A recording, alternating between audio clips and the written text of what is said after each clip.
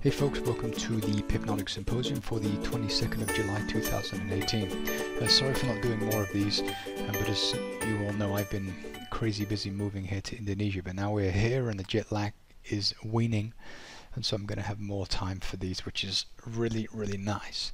That said, I can see that people are still pretty busy in the Discord chat server, which is really nice to see. So even though we're not getting these out, we can still discuss various topics via the chat server. Okay, today I'm going to cover a few things.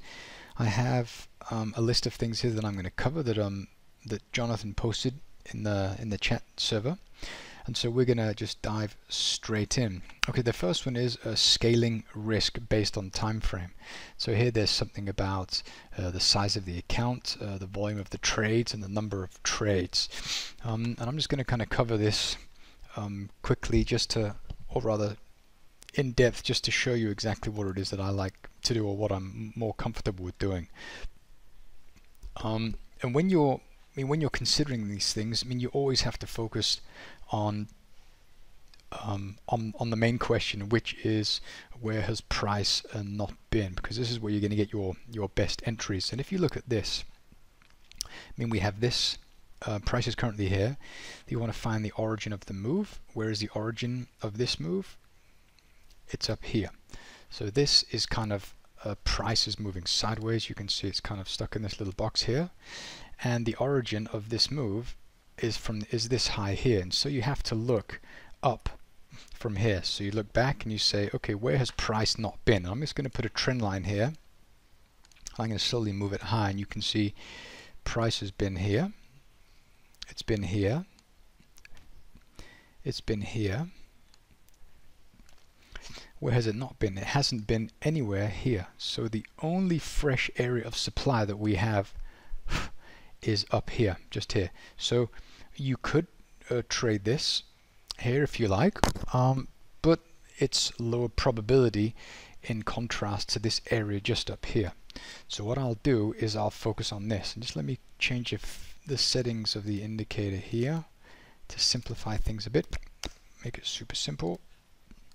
So we have this, and so we have this green candle moving away, which is nice. And so we want to focus on something in here, because this, we have maybe a period of accumulation. Price went down, up, came down, sat on this area, then it cut through. So there's something in here that's interesting. Also, we have market structure failure, the market structure being here.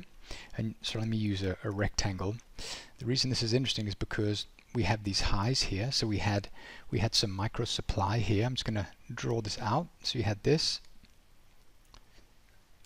area here, and the reason I know this is an area is because price reacted here once, twice. This area, this is a second test on this area of supply, but now it's gone. So what area of demand took it out? There's this one here, tested once, twice, and now it's gone. So what area of supply consumed this demand?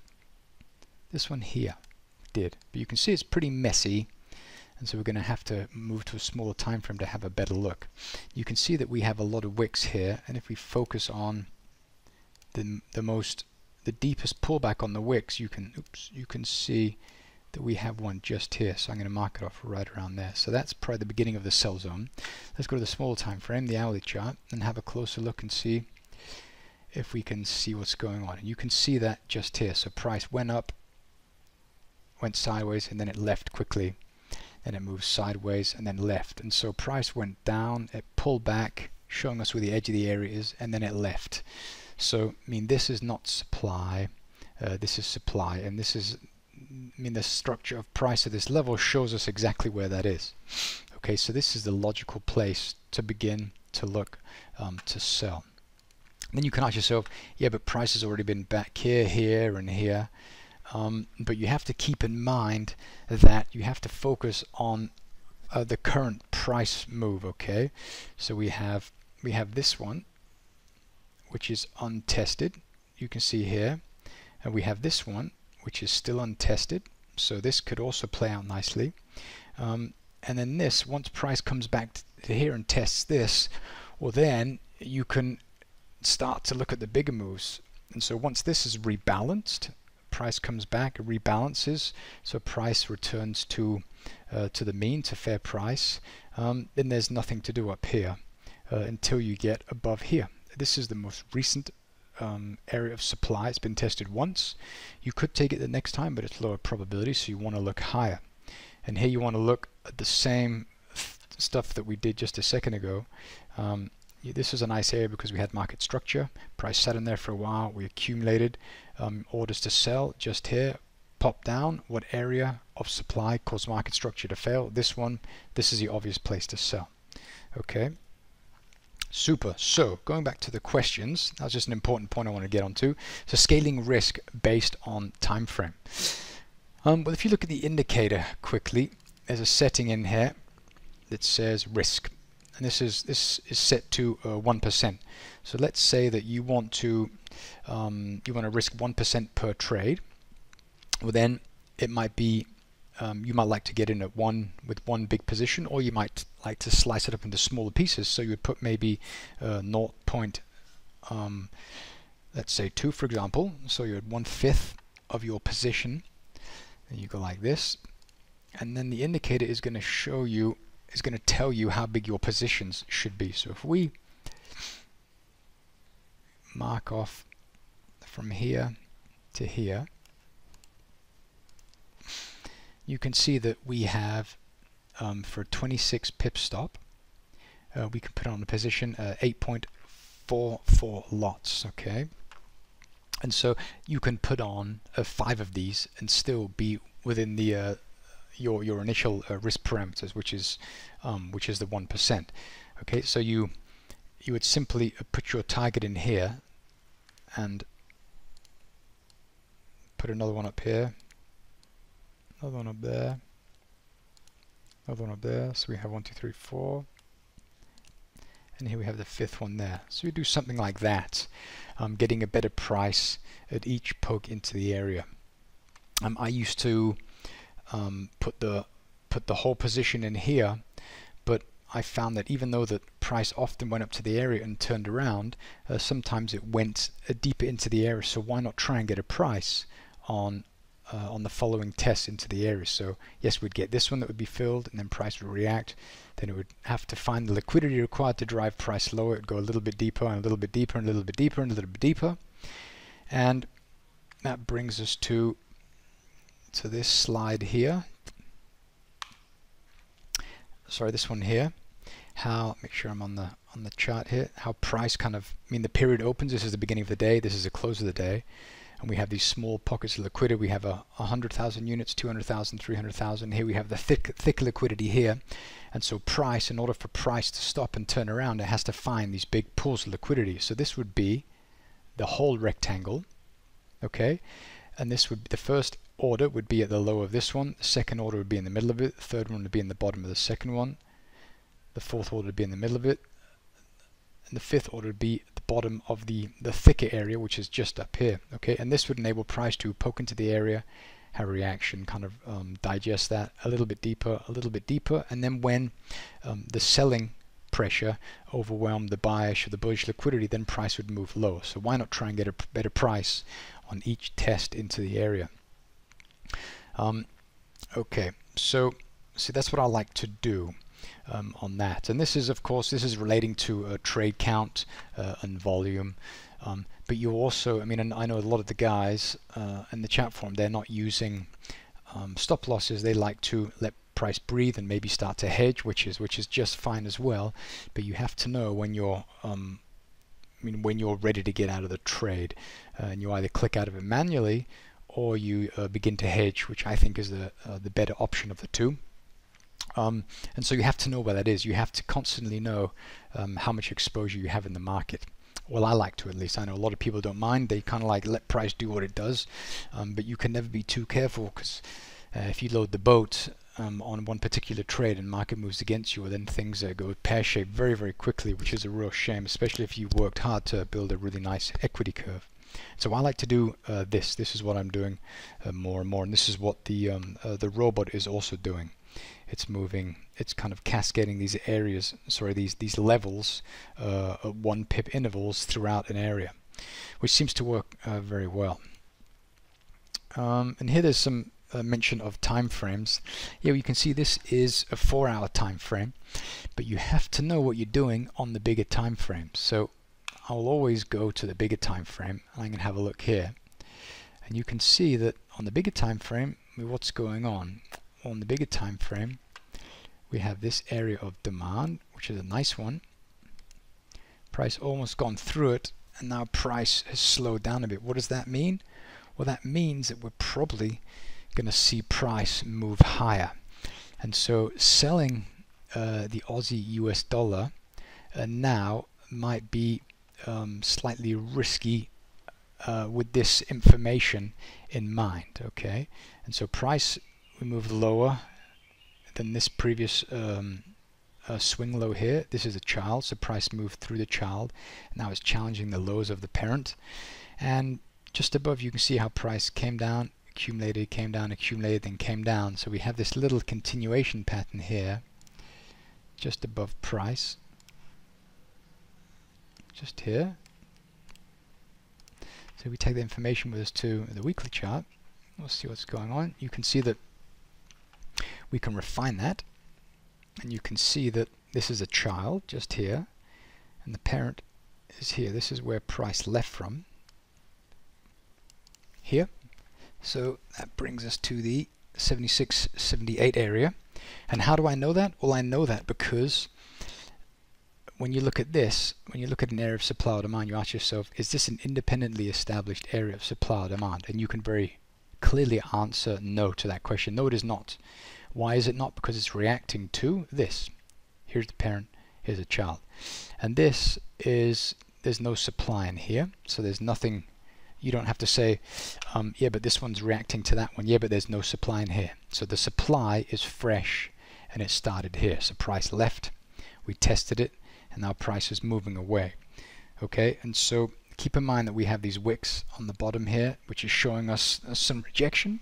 And so we might want to be a little bit careful about selling for the time being, unless we're doing it at least in this wick of the child here. When you can see that this area here, this 4-hour area, is actually located in the wick of the release candle just here, the extended, the price imbalance candle just here.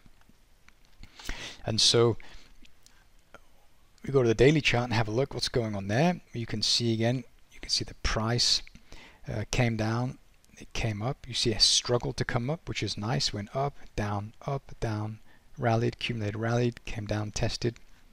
So we'll do the steps once again. We have something here.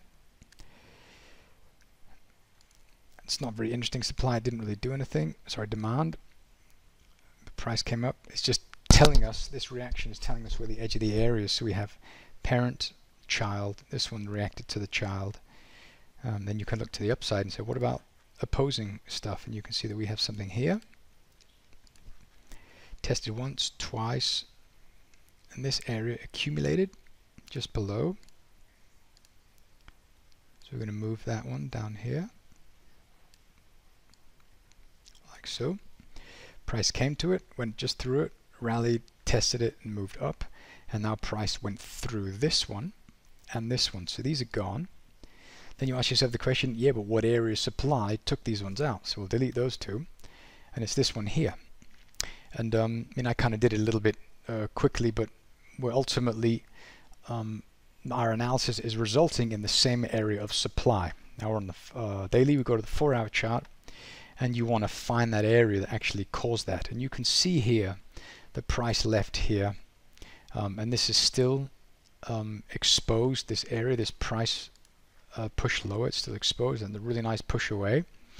And this is kind of the area that that push originated from. Once price tests this, don't look in here, look here, which has been tested. A bit of a small one, kind of like that, which has been tested. So once this has been tested, don't take it again, look to sell at the very cheapest, the low of this, which is, let's have a look, the 76.20-ish area. And once that's been tested, don't touch it until price comes where? we're going to remove this one until it comes to this area here, which has been tested, and price went through it, went very, very deeply through it here. This was actually a really nice currency strength divergence trade, by the way, how we had price going higher and even higher, and then you'll notice that on the currency strength software, the strength would have, the histogram would have done something like this, like that. So I mean, this kind of corresponds to that hump, and this one corresponds to that hump. So we have price going up, we have strength going down at supply. So that would have been a really nice trade there. So we turn all that off. So we have this one here, which is interesting. This is a really nice release. This is the one that caused all of these areas to be broken. So we have this.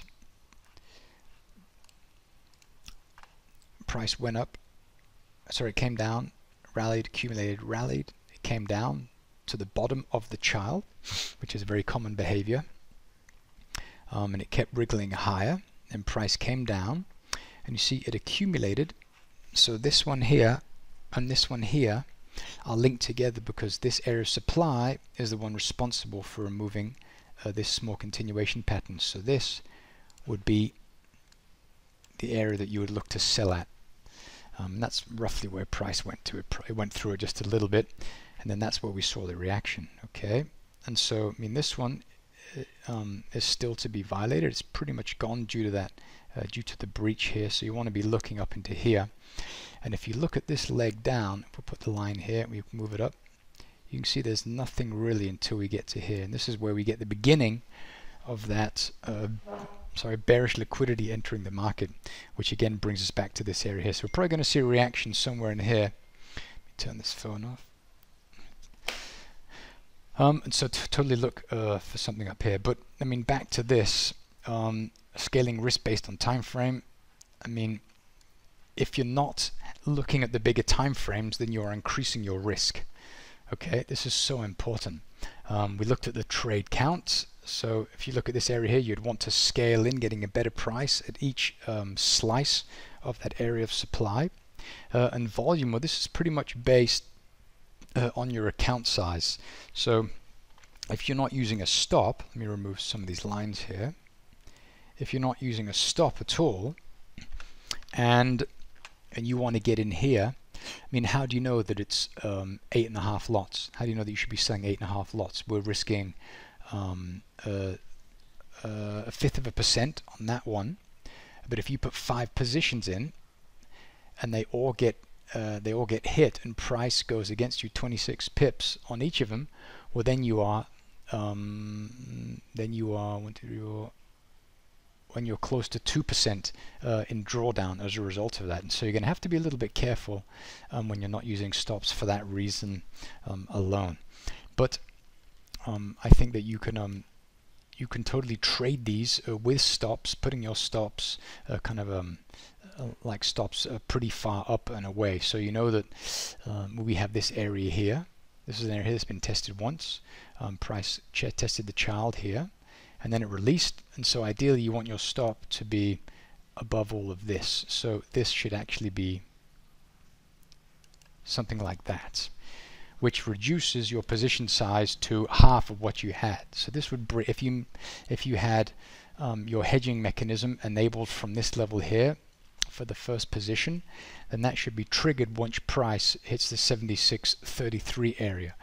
If you don't have your stop in place there, well, then be careful. Yeah, not having stops can be a little bit difficult, but at the same time it enables these positions to work out. And if you're doing your analysis from the top, from the monthly, the weekly, and the daily, and you're coming down to the 4 hour and the 1 hour, well then you're certainly going to be trading, depending of course if you did your analysis properly, on the major flows, which is really going to help your the probability of your trades working out. And so anyway, let's have a look what else. We have volume, we covered that. The account size. Yeah, account size, of course, like smaller account size require more leverage, but I don't recommend using much leverage at all because it can be a bit of a double-edged sword.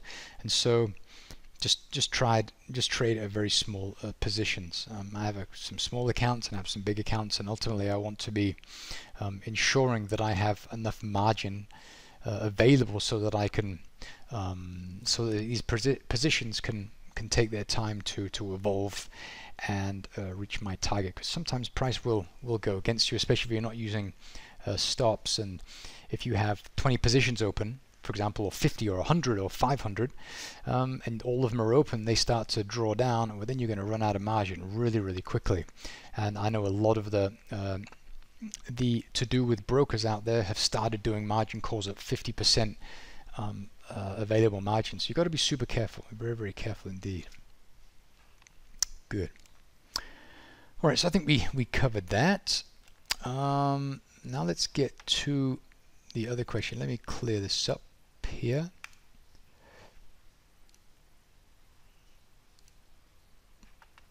I'm just going to remove this. Okay, so the next one here is how the settings affect the behavior of the software. That was the essence of the question. And I'm going to simplify the settings once more. Just put it on 0. We're only seeing the most recent, the current time frames, supply and demand. Yes, you can see here that we have an area here, we have one here, and one down here. And of course, if we change the configuration of the software, well, then we're going to get different results. We can go here. The ones that we need to focus on are these ones here.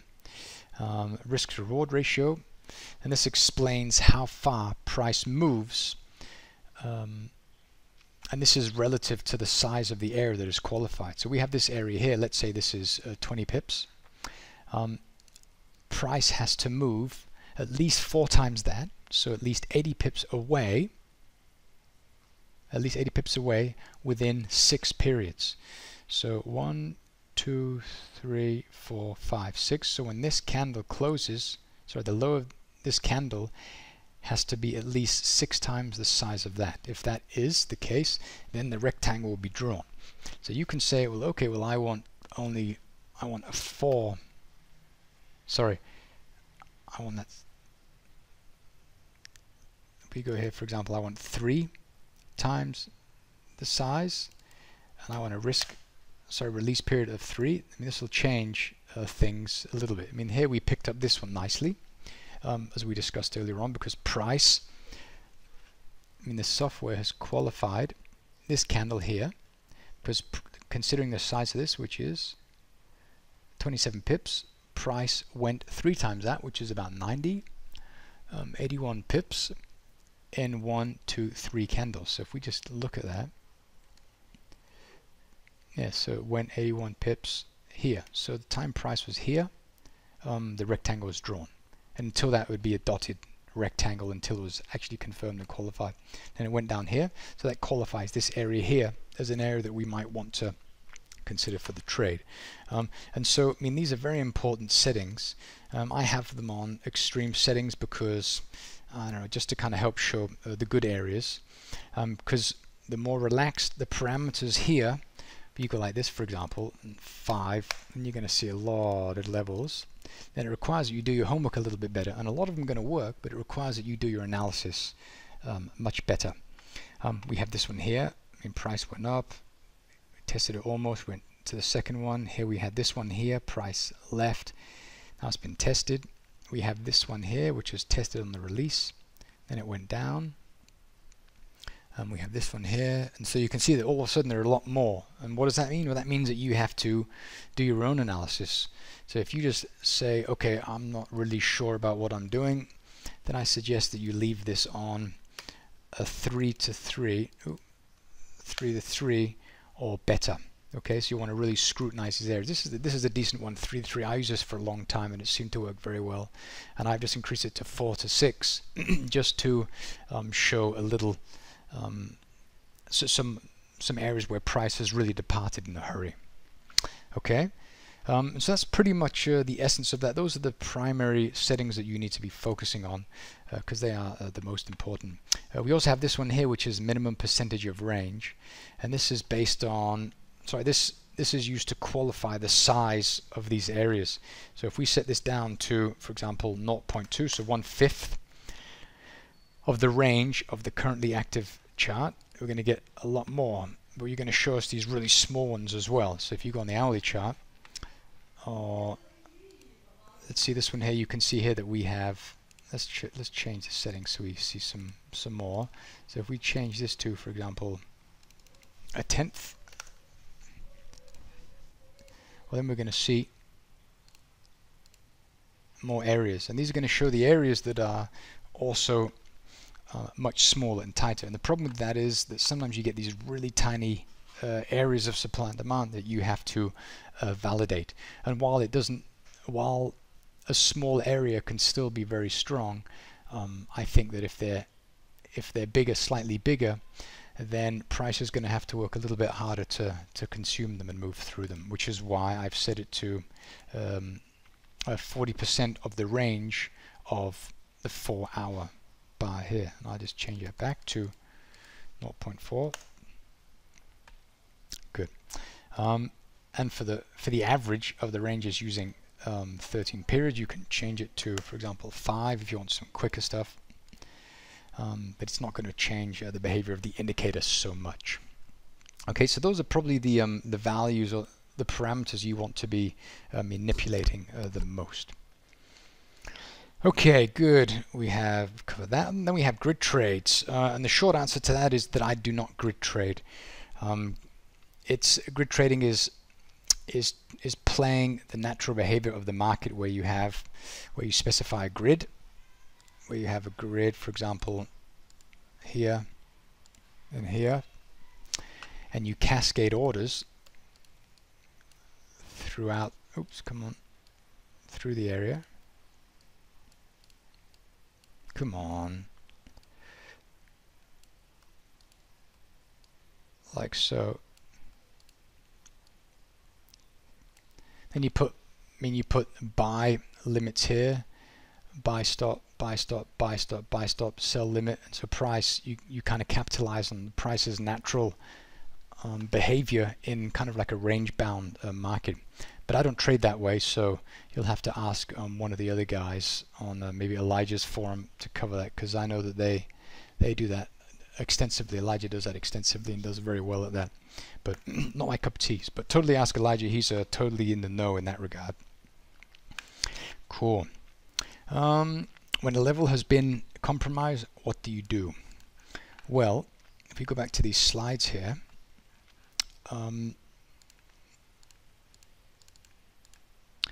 okay, if you have an area of liquidity, a pool of liquidity, and price has been to it before, well, then the liquidity available at that level thereafter is going to be less than it was on the first test of the area. And so that means that every time price comes to an area again and again and again, well, the area is getting weaker. And this is contrary to common belief and contrary to the whole support and resistance trading school of thought. And so you have to be very aware of that. And so, you can totally have support and resistance. And here we have some resistance here. We have some support down here. But support and resistance are not the same as supply and demand. They're very, very different.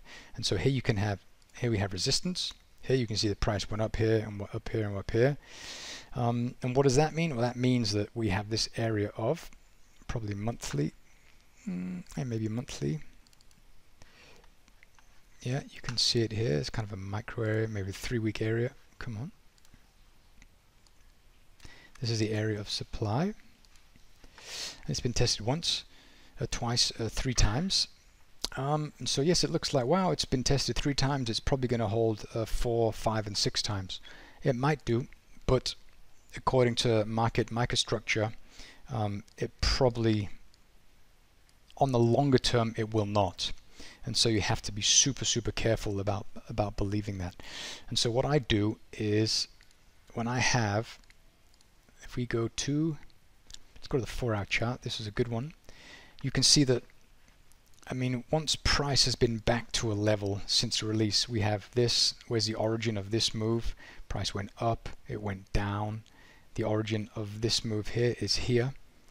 So until price returns to this top or close to that, you have to focus on where price has not been. Okay, and price has been to everything below here, and so I wouldn't touch this. As a result, I would only start to look to sell at a price more expensive than the high of the deepest retracement since price left. Okay, so that tells me that my my sell zone starts here and it continues up here. And you don't just sell here or here or here or here or here or wherever. You can sell here, but ideally you want to sell at key areas of supply, because this is where price is going to be reacting, because this is where liquidity is available. Here we have liquidity void, we have thin liquidity here, we have thick liquidity here. So we have orders to sell here, okay, but the big guys are going to be putting their orders in here like so. They would, if this is a really big move, potential for a big move, they're going to be making sure that they're getting filled on this position. So they'll go like that. So they'll start putting their orders in at the level and below, and this is their window of opportunity. This is their price window. We are willing to pay this price to sell this currency pair. So that's what they're going to start doing. So the window is from the 75.16 to the 75.78. So this is an area that they are pleased to pay to get short here. And once price moves, if price doesn't come up to the area, well then they wait. So they'd have these big algos. They have typically these big positions, and they have them sliced up by an algo, and this just chucks them in the market, and they get cascaded in around this area. So they're like selling, not selling, not selling, not selling, selling, selling, selling, selling, not selling. So when it leaves that window of opportunity, then they stop selling. They have to wait until price reaches that window. Okay, and so let's find something else to look at. Let me look at the... Okay, if we have a look at this, for example, this is the dollar index. Let's go on a daily.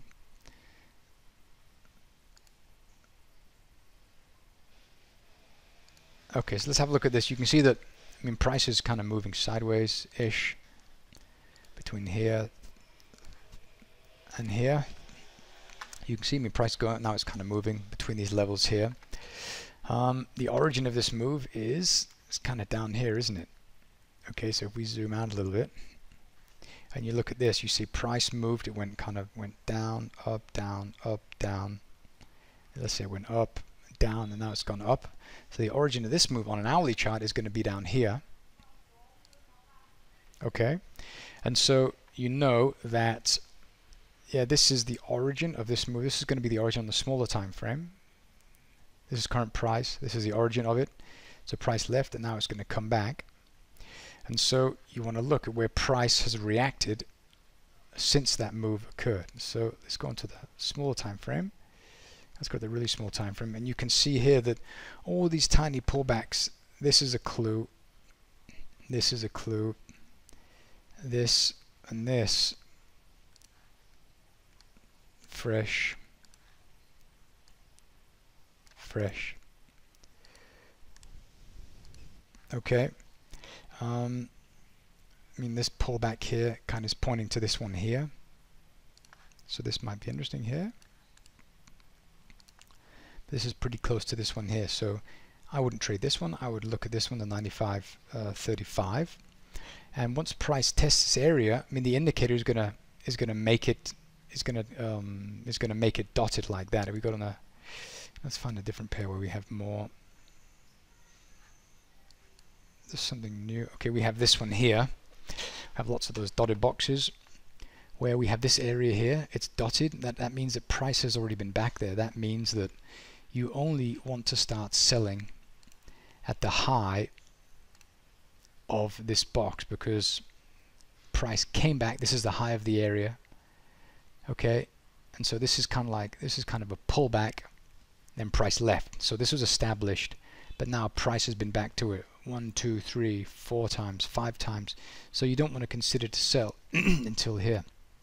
But if you look a little bit more, you can see that we have a pullback here. What is this one? What's this one? This is micro pullback. So we go to the 15-minute chart and we'll find that. And you can see it's just here. It's a really nice area of supply actually. Oops. So this is where you could look to sell. See where we are on the bigger time frame.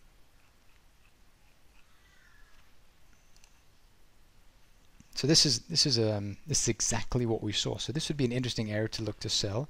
Had a tiny test there. Alternatively, you could consider this area here, which is 4 hours, so there's more clout, and also an area that is fresh and untested. So this is the absolute lowest price you would want to sell this for. Yes, we did have market structure failure here, but keep in mind that price is bouncing off this this support down here. Okay, so there's something in there going on, and if we go to the 50-minute chart and we have a look, let's scroll back and look there. You gotta find, yeah, look at that. Isn't that funny how it kind of came back to the wick just here? So price is actually, maybe that's where it's so difficult finding out where we are. I'm going to change the color of this so I can find it.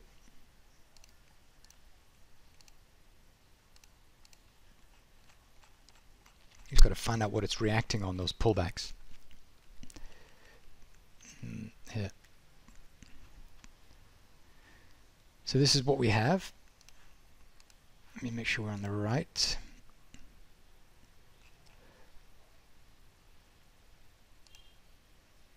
Okay, so that's that one. So we have to go further. So we're going to go further than that.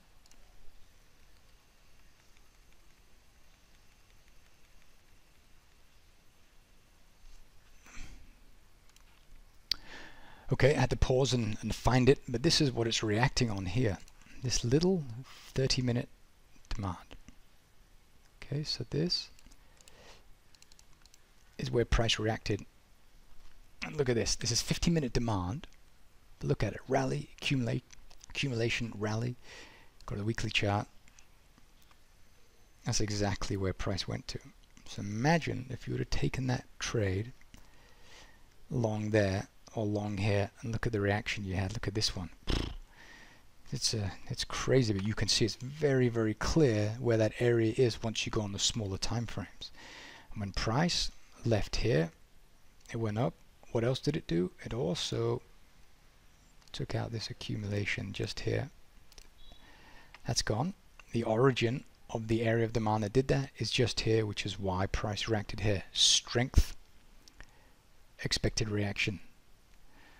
Okay.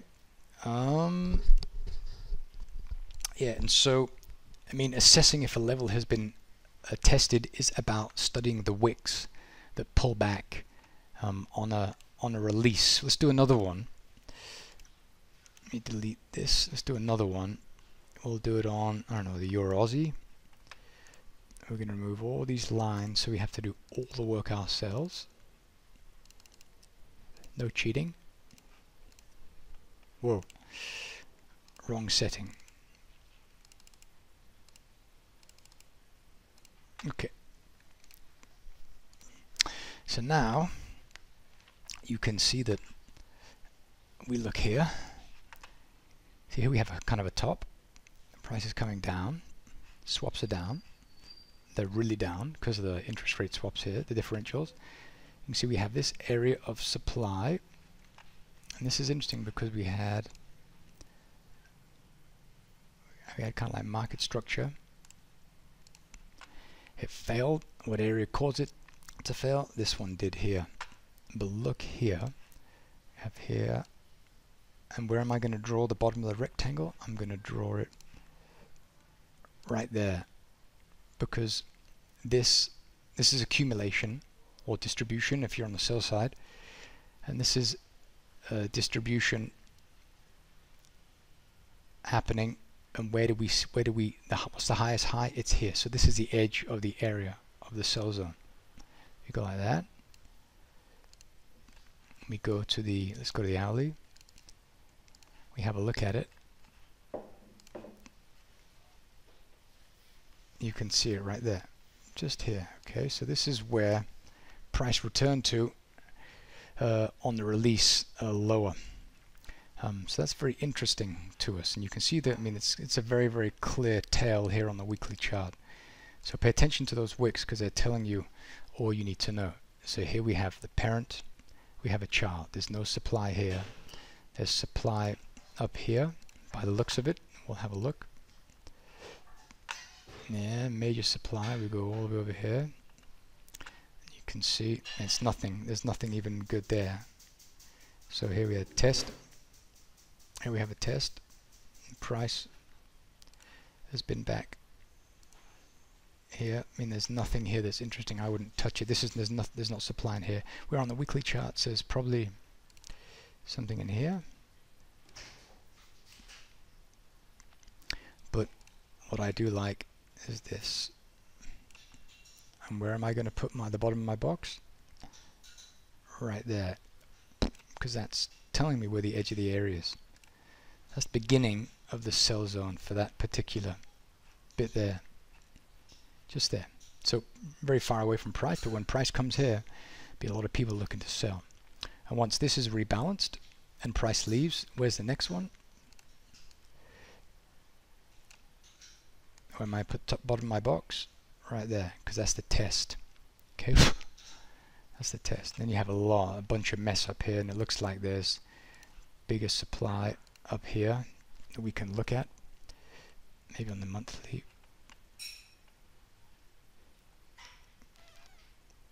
That wasn't very helpful. Here, so we go. No, I don't have any more data, so we can't even see what's going on there. But yeah, so that's what I would definitely look for there. So look for the wicks, these ones, these little pullbacks. There's an area here. The buy zone starts there. There's an area here. The buy zone starts here. Parent, child. Which one do you take? The parent. We have an edge is here. And look at that. Where did price come to? You might think like, wow, that's almost like magic. But it isn't. It's super simple if you focus on this, because price dipping down into the, hello pussycat, price tipping down into these areas is pointing to the edge of the area. That's where price comes to. See, demand, price pokes into demand.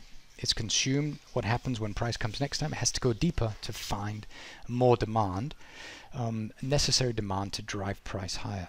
Okay, cool. Well, I think I'll leave it at that. I can hear maybe my boys are done with their wrestling on the bed there, so I'll finish this up. But I hope this helped answer your questions, Jonathan. If not, shoot me a message in the forum, and we can take it in there. Otherwise, I hope you guys managed to learn something from this. Thanks for watching.